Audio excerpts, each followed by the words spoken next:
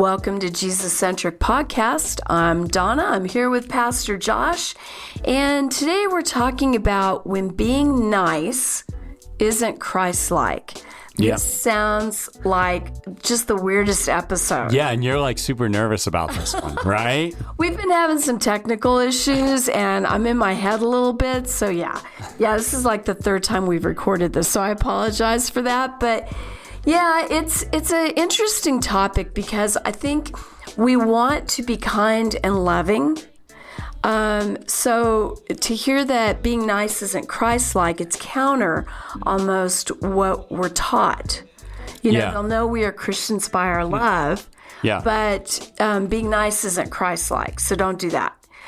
Help us understand how this all works. Yeah, and I think the heart of this is we're struggling with this, like, when to speak truth, when to speak grace. Like, we know both of them are biblical, and then I'm just going to be honest. I think there's a lot of pressure on us as Christians to be a version of Christ that actually isn't biblical.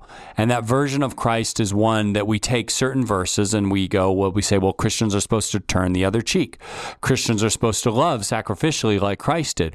Christians are supposed to be a servant to all. Christians are supposed to accept all because Jesus would have, which is true at one level, right? But also dead wrong at the other.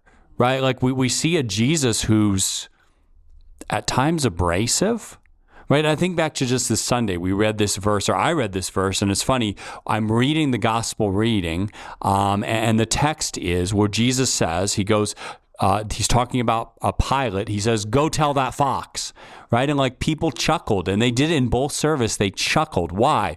Because it's so weird that this loving Jesus would tell this guy, call him a fox. Right, it's almost abrasive, it's right? True. Everybody did kind of laughed a little because it's like that's not the Jesus that we think of. We think about the Jesus that's like, let's chill, guys, and I'm going to love you and I'm going to accept you where you are, and that Jesus is real, but he also had this kind of abrasive side, the side that will turn the money counters over in the temple and will call people. John the Baptist did it, right? I call it ticked off Jesus. Ticked off Jesus, yeah.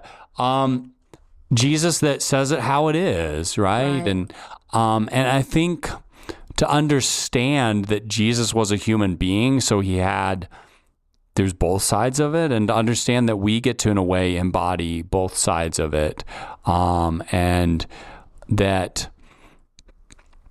yes, we're called to love people, and yes, there's times to be nice, but there's also times to say it how it is. And navigating that, let's just be honest, navigating that is really tricky. It is. And anything we say definitive in this podcast, like you can find a verse in Scripture to argue with us, right? Yeah, I think what's hard for me, Pastor, is that we're supposed to walk this fine line. Like, yes, be loving and kind and nice, all those things. Yeah. And you better be speaking the truth. I've even heard it after you've preached. Mm-hmm. Well, you weren't hard enough. Well, you weren't tough enough. Mm-hmm. I think you got to be tougher.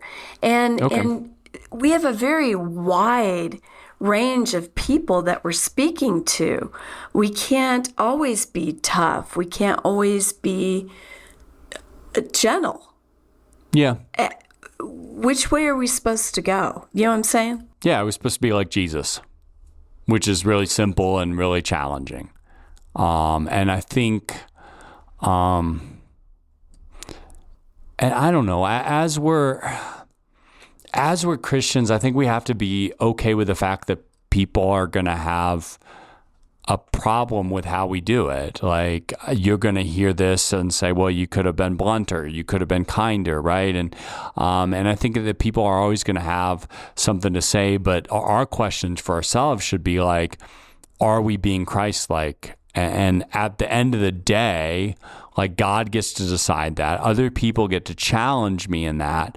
And ultimately, I have to decide what that looks like for how God has wired me, because I need people to challenge me in that maybe you could be a little more loving here or a little more blunt here. But ultimately, like, we're following God. And so how are we becoming more Christ-like? But I think we have to realize that it is a balance, and we're always going to trend to one side or the other. And I think you have to realize that your wiring, most people's wiring probably is to trend toward being nice and grace-filled to people, or being law-heavy to people. I think most people kind of, and it changes in different seasons, but generally people kind of trend one more toward one or the other. And I think really it's about like, how do we sharpen or soften ourselves to be more like Jesus? Because probably for me, I'll be honest, I probably need to work on being a little more blunt, because I tend to be a little soft. If you're a little blunt, you may need to work on being a little softer. Right. And I think that's the becoming that's that Jesus is helpful for all people wherever they are. And I think we just have to kind of learn from him and walk into it. Can't that also be a positive though, to like, I am a little bit more blunt, but I really try to hear people, and I want to understand. Mm-hmm. So my bluntness isn't always, there's not always a space for that in the relationships that I have. But God has blessed me with the opportunity to ask people good questions and be able to have some good conversation to understand where they are at. I've got a family member who is not a believer.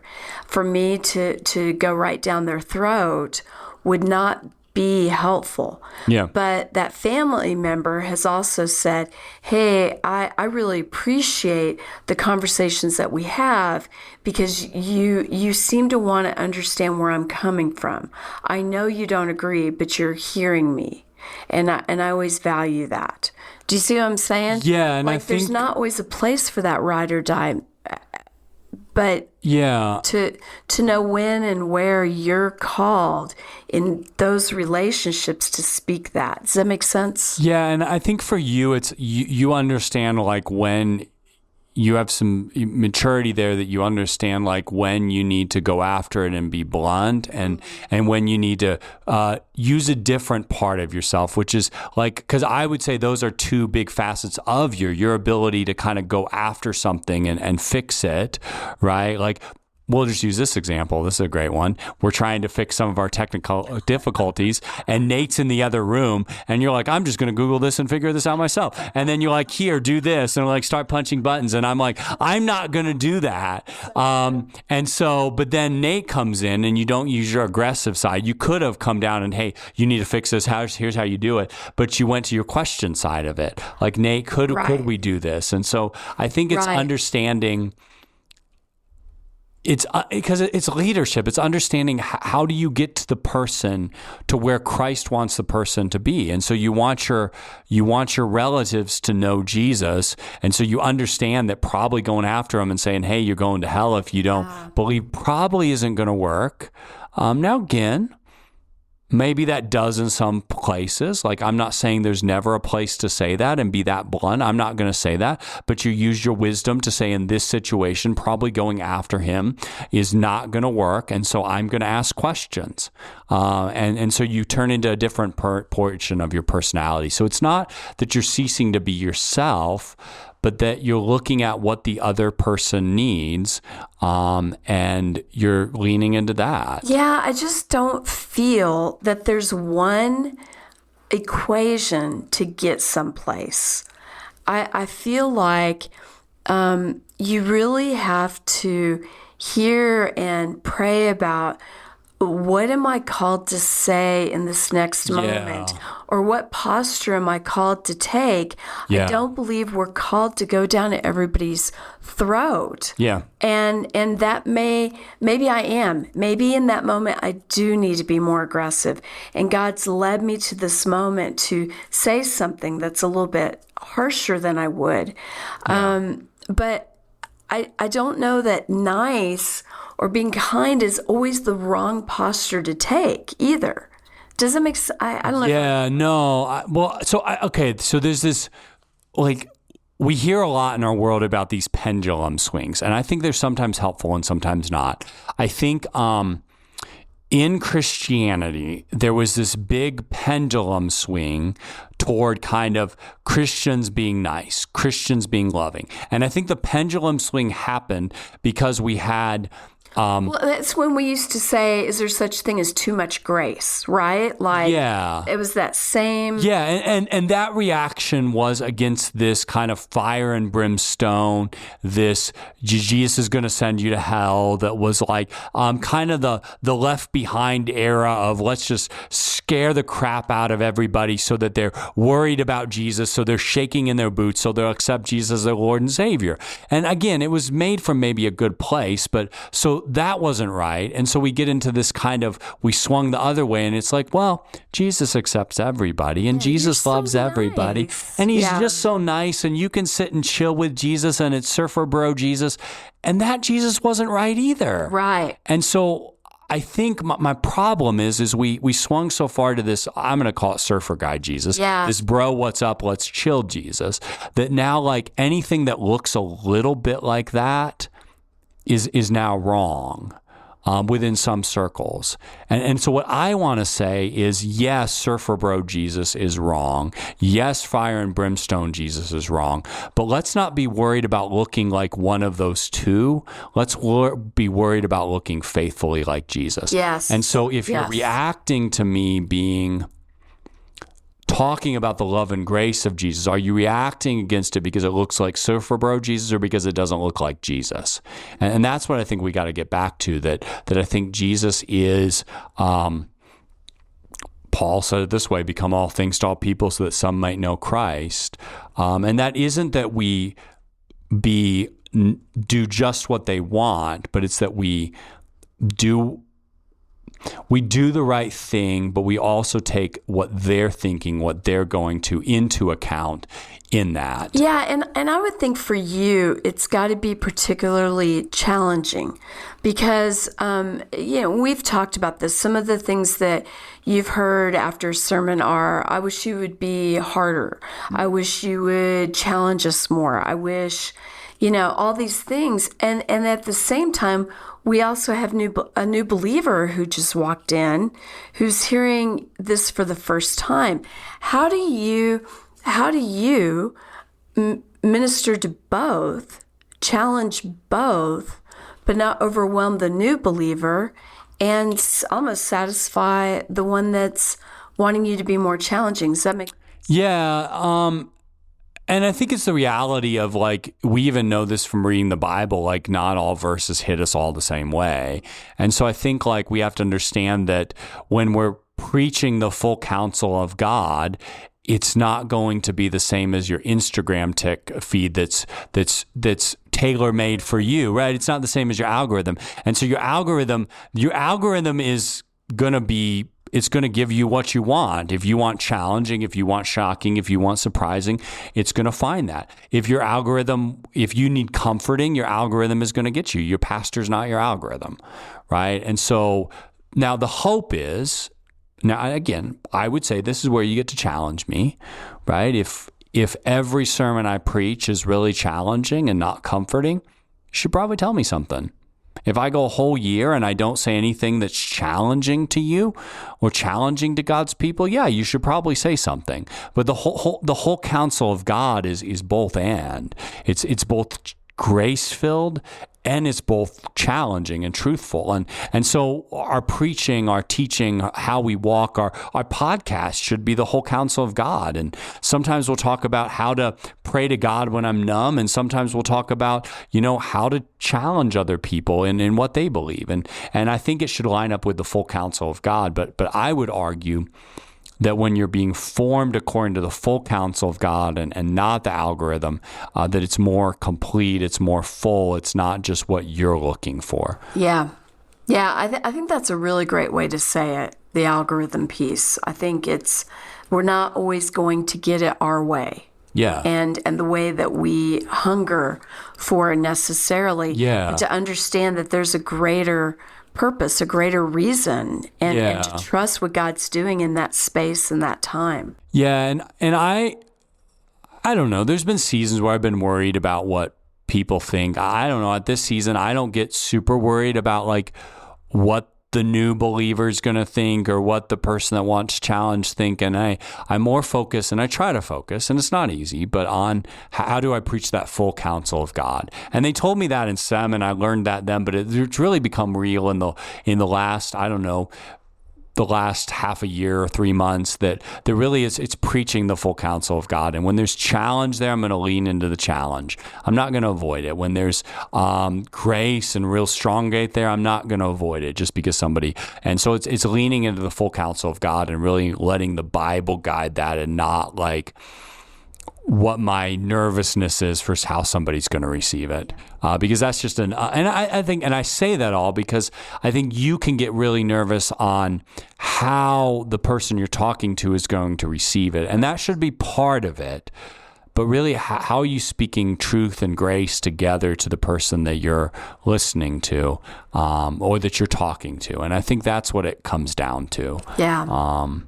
And just being in that moment and trusting God's provision for you in that moment with that person. Yeah, but if you let your fear be, well, I can't say anything hard because Jesus is just kind, or I can't say anything nice because Jesus is just hard. Like that paradigm, I think, is what gets messy when we start to say like, well, Jesus was this one way, so I've got to be this one way. I think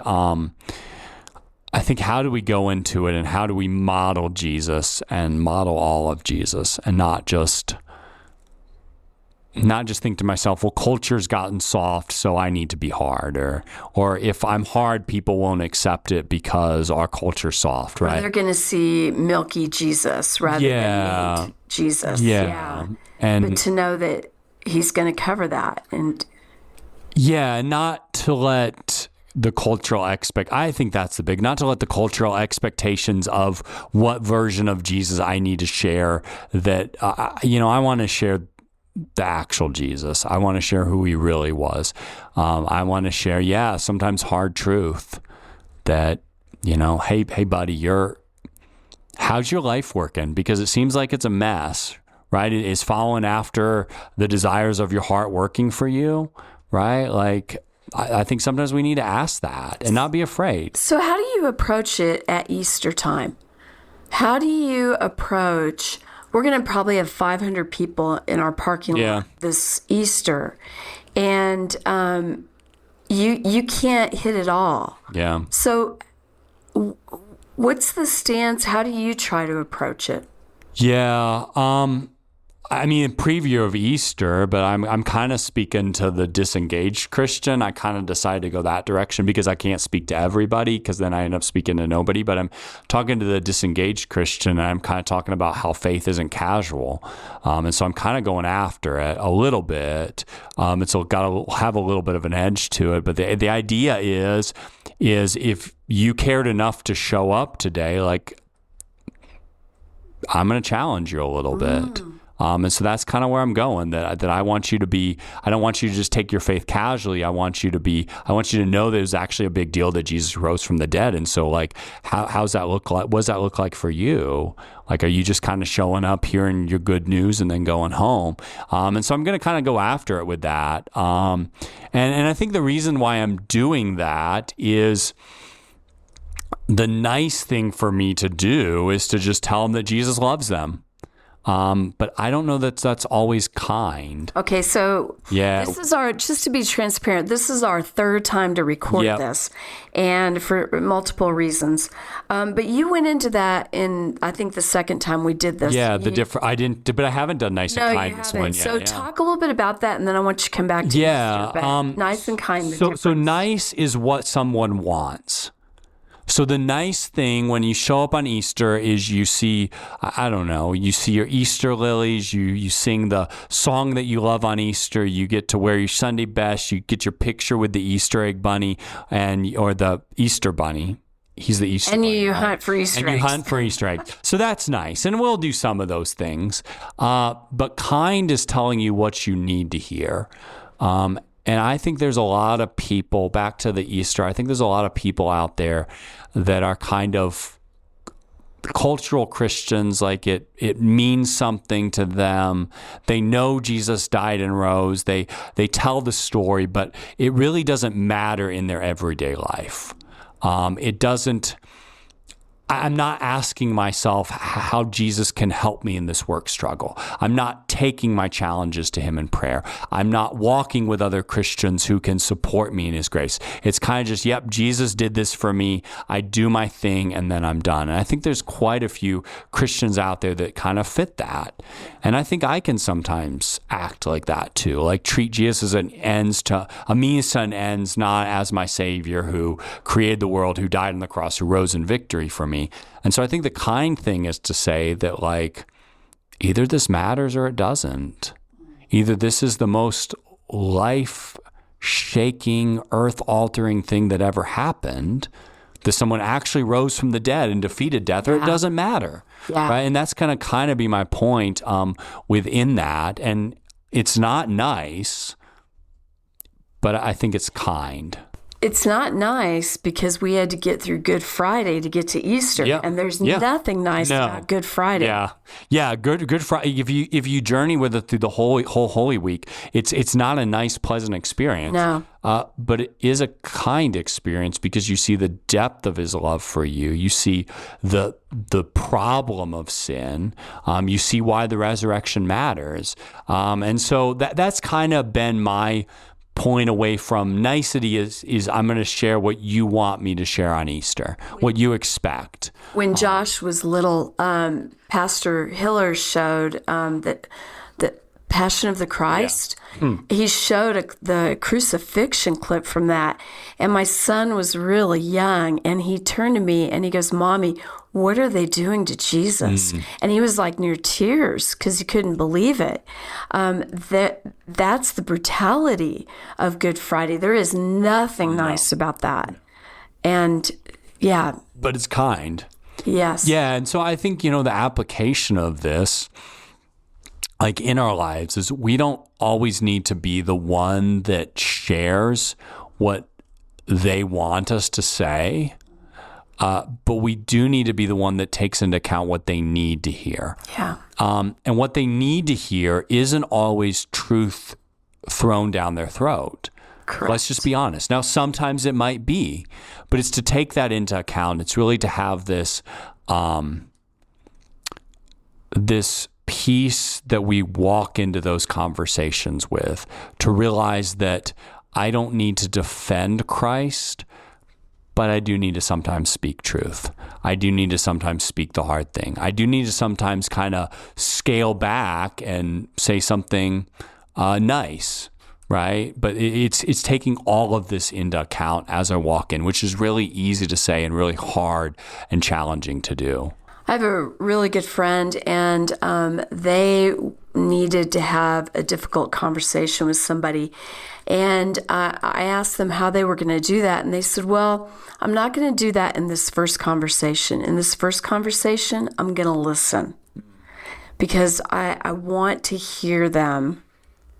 But I think in the next conversation, that's where I need to be heard." And I thought that was just so wise. I'm not gonna force it down, but I'm gonna ask some really solid questions that cause them to think, and then will come the time, just to maybe challenge them a little bit more. And I think that wisdom is so good.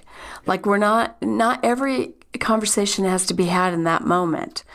But like you said, the kindness that I pray for wisdom for the right time and right place to have the next conversation, maybe. Yeah, and I think the really good thing because again, I think I was formed very much in we're going to be very grace-filled, we're going to be loving. I think I was very much formed like in that generation. And I think the beautiful thing about what this kind of new move or this pendulum swing, I think that has taught me, is that we can say the hard things, but we need to say the hard things in a strategic way, because I think, because this all goes back to leadership, right? Like if we're trying to lead someone to a more robust version of following Jesus, then we don't want to give them more than they can handle, right? Like we don't want to get... It's not to overwhelm them. Yeah, we don't want to get so far in front of the troops that they confuse us as the enemy, right? That like if you really go after someone, you might be speaking the truth, you might be justified in doing it.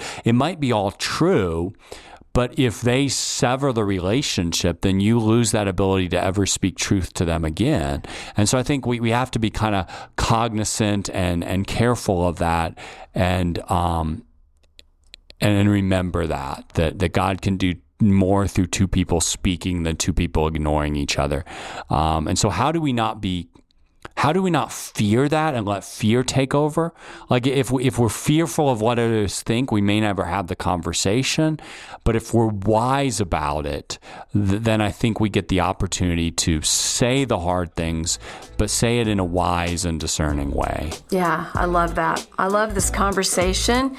And thank you so much. And thank you guys for joining us today. And we will see you next week. Have a great day.